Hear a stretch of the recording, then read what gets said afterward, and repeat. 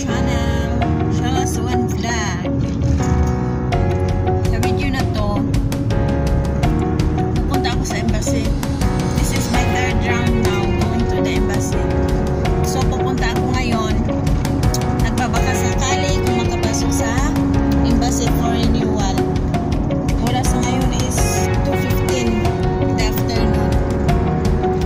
So pupunta na ako ngayon doon. Tapos maglilinya ako. Para kung ano doon chance passenger, kung tatawagin ba ako o hindi. Pero titingnan lang natin kung makasingit ako. Kasi kailangan ko na talaga mag-renew ng passport ko. Kasi next month mag-expire na ang mga papeles ko dito lahat. So hindi ako makarenew sa ako ang passport. Hindi ko ma-renew ako mga papers dire. So kailangan ko talaga magsisikap. Pagtsagaan ko na lang talaga ang linya-linya doon. So punta na tayo. Tayo sa embassy.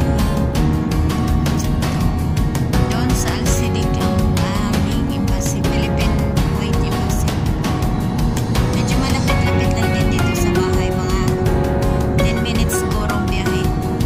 So saglit lang. So pupunta na tayo doon. Tingnan natin kung marami pang tao. Ano ba? Sana makapasok ako. Makasingit. Pero kailangan talagang maghihintay ako hanggat maubos na yung naka-schedule talaga ngayon. So ayan.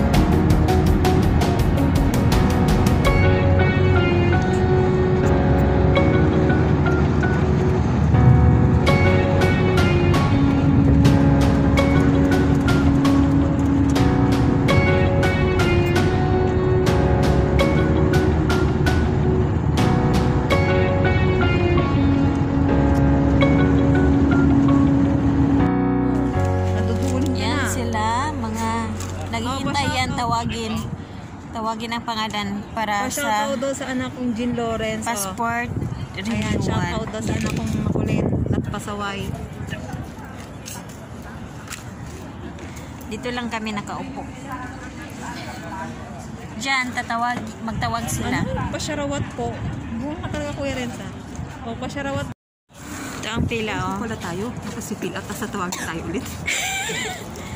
Okay lang, at least naka-fill up tayo. Totoo. Ito na ang linya. Ito lahat kami dito, hindi ito natawagan ha. Pero, thanks God. Gusto ko mag-CR. Gusto mo mag-CR? Hindi na. Na ano ka na... Super excited niya, naihina siya. Yan, mga linya. Tatawagin na kami. Yan, malapit na kami sa katotohanan. Diyos ko, haggard na ako. Oh, loka-loka na. Lapit na kami. Malapit na kami maloka. Yan, kunti na lang ang tao dito natira. Kami na lang. Hello, madam. Not yet, madam. I have the phone now. I will go inside now. So much phone. Eh.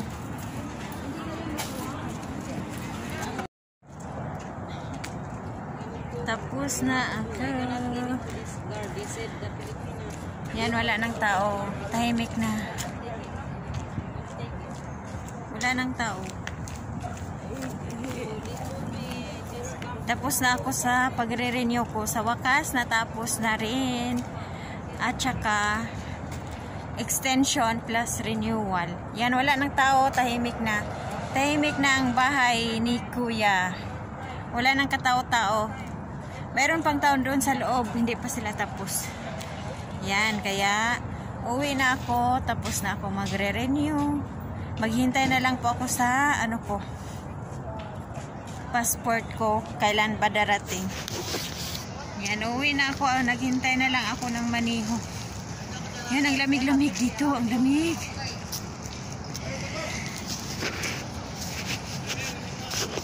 Dito ako palikot-ikot na lang.